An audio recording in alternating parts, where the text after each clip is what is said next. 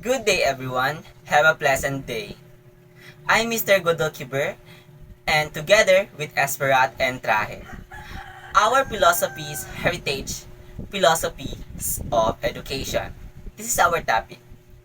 This lesson is focused on at least 7 philosophies of education. Each philosophy has its own answer to questions like what is the nature of the learners? How does he/she learn? What should I teach him/her?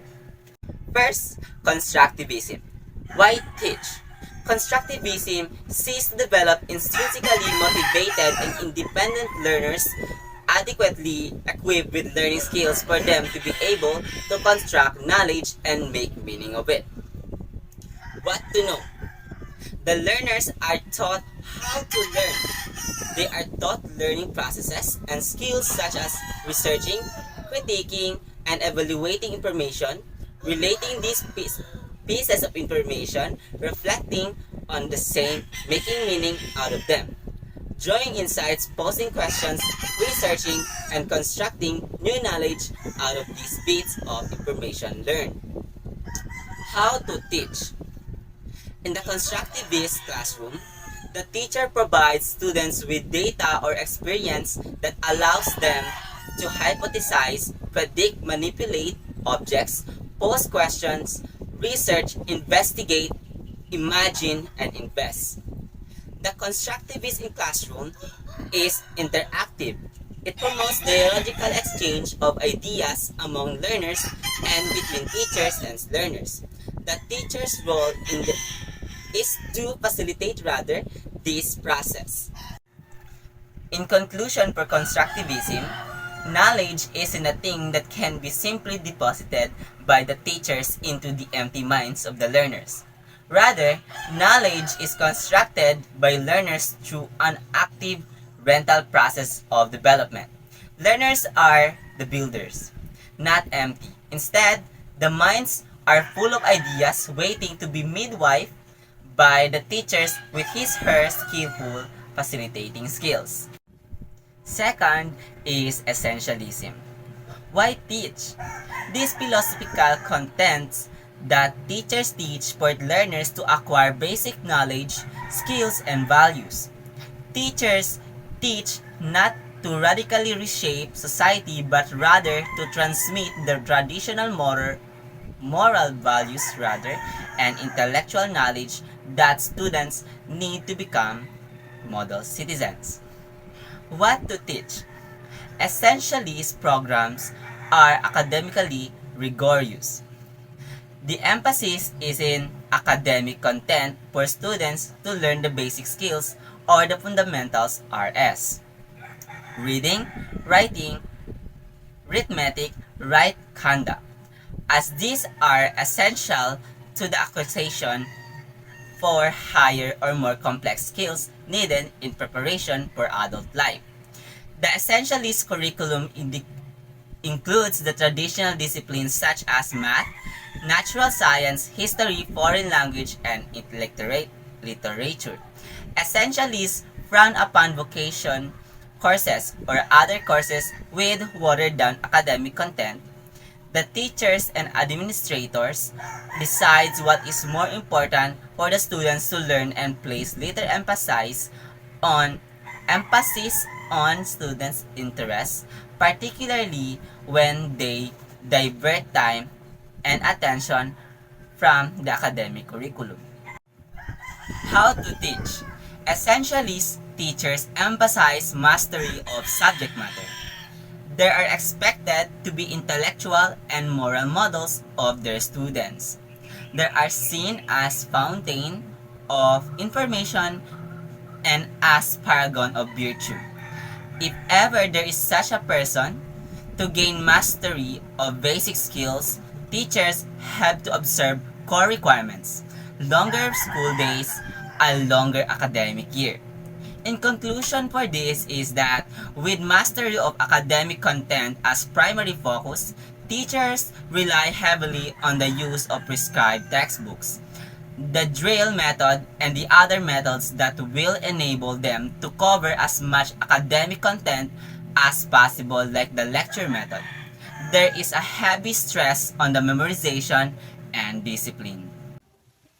Good day everyone, I am Ricalyn Esperat from BSED English 1B and our topic is all about our philosophical heritage, Philosophies of Education. Mr. Guadalquiver already discussed the background of our topic and the first philosophy, which is the constructivism, and the second philosophy, which is the essentialism, and now I will continue the discussion. The third philosophies of education is the progressivism. Why should we teach progressivism? Progressivist teachers teach to develop learners into becoming enlightened and intelligent citizens of a democratic society. This group of teachers teaches learners so they may live life fully now, not to prepare them for adult life. What to teach? The progressivists are identified with need-based relevant curriculum. This is a curriculum that responds to a student's needs and that relates to a student's personal lives and experiences. Progressivist accepts the emperor, the inevitability of the change. The subjects that are given emphasis in a progressivist schools are the natural and social sciences. Teachers expose students to many new scientific, technological, and social developments, reflecting the progressivist notion that progress and change are fundamental. How to teach progressivism? Progressivist teachers employ experiential methods. They believe that one learns by doing. For John Dewey, the most popular advocate of progressivism, book learning is no substitute for actual experiences. Yes, that's right. You can learn from your past experiences. Hands-on minds, on hearts, on teaching methodology that progressivist teachers use are field trips during which students interact with nature or society.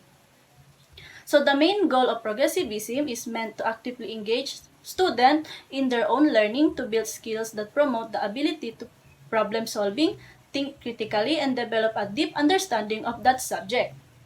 So the fourth philosophy of education is the perennialism. Why should we teach perennialism? We are all rational animals. Schools should therefore develop the students' rational and moral powers. According to Aristotle, if we neglect the students' reasoning skills, we deprive them of the ability to use their higher faculties to control their passions and appetites. What to teach? The perennialist curriculum is a universal one on the view that all human beings possess the same essential nature. It is not a specialist curriculum, but rather a general one. There is a less emphasis on educational and technical education. Philosopher Mortimer Adler claims that the great books of ancient and medieval well as modern times are a repository of knowledge and wisdom. How to teach? The perennialist classrooms are centered around teachers. The teachers do not allow the students' interests or experiences to substantially dictate what they teach.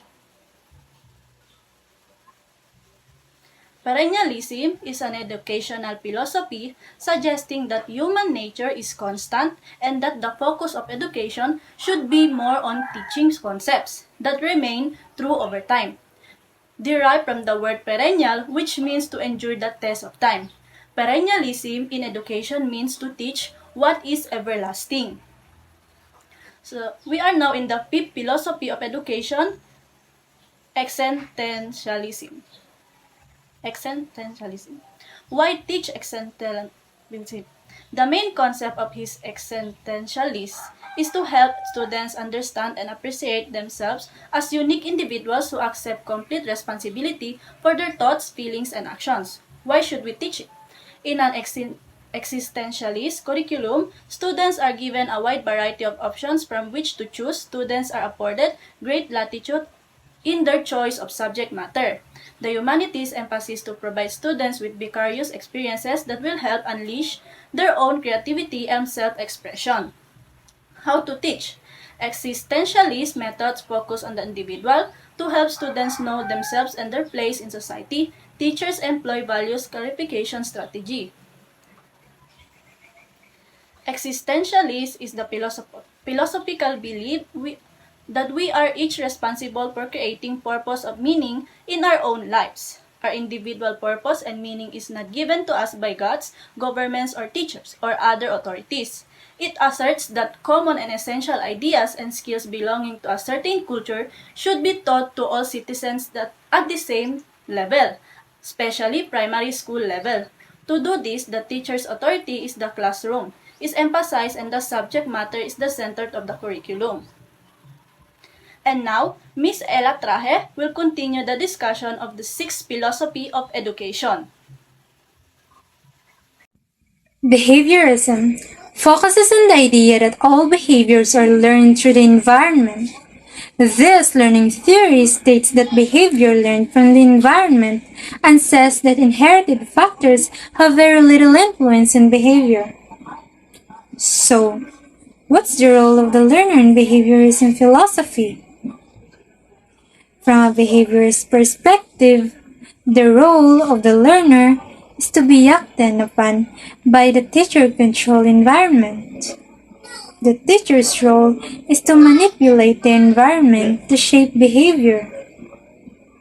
Thus, the student is not an agent, rather an animal that instinctively reacts to the environment. For you guys, why is it important? Why do we need to learn this philosophy, especially as future educator?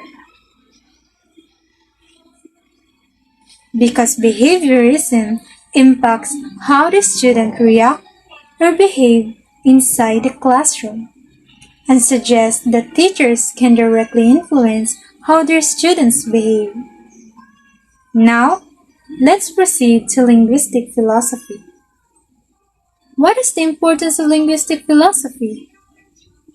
By learning this, the communication skills of the learner will be developed, as well as their ability to articulate and to voice out their thoughts clearly. Aside from that, it will also help them observe the message that is being sent more accurately. By learning this, the learners will learn how to deliver their message in a clear manner, and they will also understand the sent message or process it easily. So, communication takes place in three ways. The first one is verbal.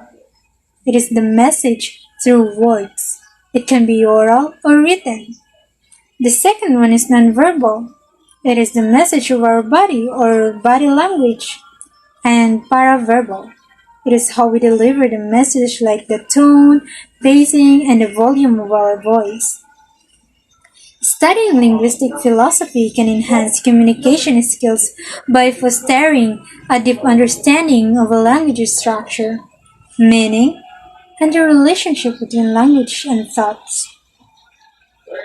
Learners gain insights into how language shapes communication, allowing them to approach expression with greater precision and clarity. Analyzing linguistic concepts encourage critical thinking, enabling learners to navigate various perspectives and convey ideas more effectively. Overall, linguistics philosophy provides a foundation for thoughtful communication.